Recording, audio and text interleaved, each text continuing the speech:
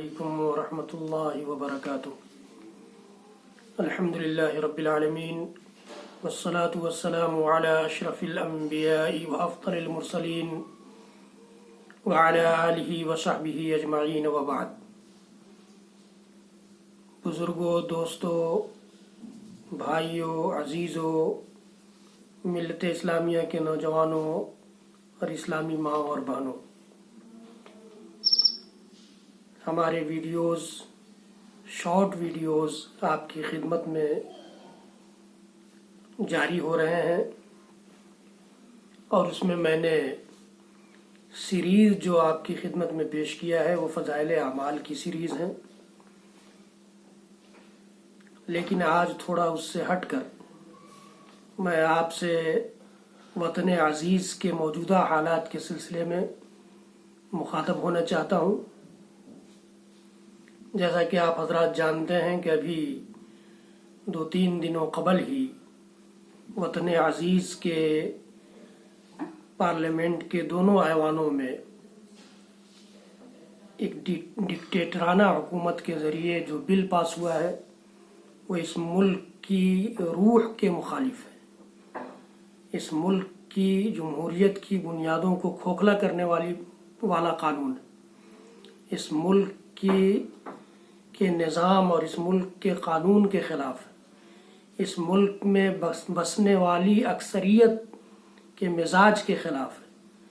اس ملک کے کلچر اور تہذیب کے خلاف ہے۔ اس کے باوجود آپ جانتے ہیں، آپ نے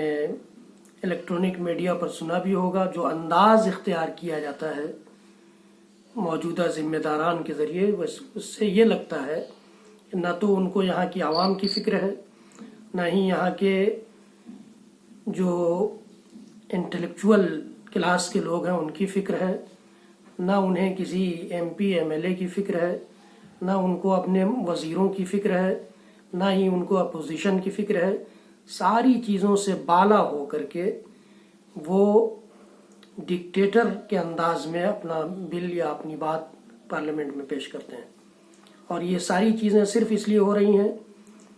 کہ 1600 کروڑ روپے خرچ کرنے کے بعد جو اسم میں حالت پیدا ہوئی ہے، اور اس میں زیادہ تر برادران وطن اس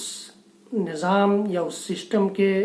زد میں آئے ہیں، ان کو بچانے کے لیے، ان کو محفوظ کرنے کے لیے حضرات گرامی ضرورت اس بات کی ہے کہ ہم جہاں ہیں،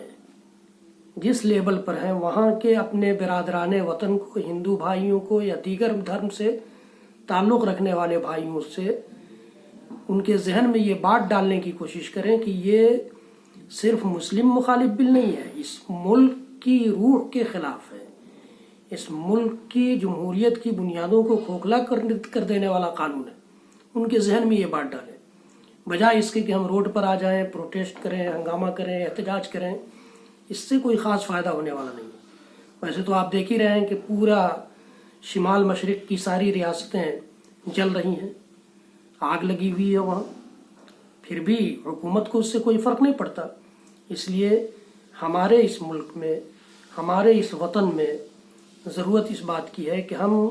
اس وطن سے محبت کرنے والے لوگ ہیں۔ ہمارے آباء و اجداد نے اس وطن کے لیے خون بہائے ہیں، اپنے خون اور پسینہ سے اس وطن کو سینچا ہے۔ تاریخ گواہ ہے کہ بنگال میں نواب سراج الدولہ، میسور کی سلطنت میں ٹیپو سلطان، یا اسی طرح سے علی برادران، شوکت علی، محمد علی جوہر وغیرہ نے جو قربانیاں پیش کی تھیں، یا صادق پور خاندان، مولانا ولایت علی، مولانا عنایت علی، یا اس طرح سے، اور شاہ اسماعیل شہید اور سید احمد شہید وغیرہ نے جو قربانیاں پیش کی تھیں، اور حالیہ دور میں مولانا آزاد نے جیل کی سلاخوں میں جو اپنے اوقات اور زندگی کے اچھے دنوں کو گزار دیا، یہ ہمیں اس بات پر ابھارتے ہیں کہ ہم اپنے آباء و اجداد کے ذریعے سینچے گئے اس ملک کی ہر چیز سے چونکہ ہمیں محبت ہے، اس لیے بجائے توڑ پھوڑ کے، بجائے احتجاج کے، ہم یہ قدم اٹھائیں کہ کنوینس کریں اپنے بھائیوں کو، اپنے برادران وطن کو، اپنے پڑوسیوں کو، اپنے ساتھ رہنے والوں کو، اپنے کولیگس کو، اپنے کلاس میٹس کو یہ کنوینس کریں کہ یہ بل مسلم مخالف نظریے سے نہ دیکھا جائے، بلکہ اس ملک کی روح اور اس ملک کے قانون، اس ملک کی جمہوریت، اس ملک کے سیکولرزم کے خلاف دیکھا جائے۔ حضرات گرامی، یہ دراصل تیاری ہے NRC کی، جس میں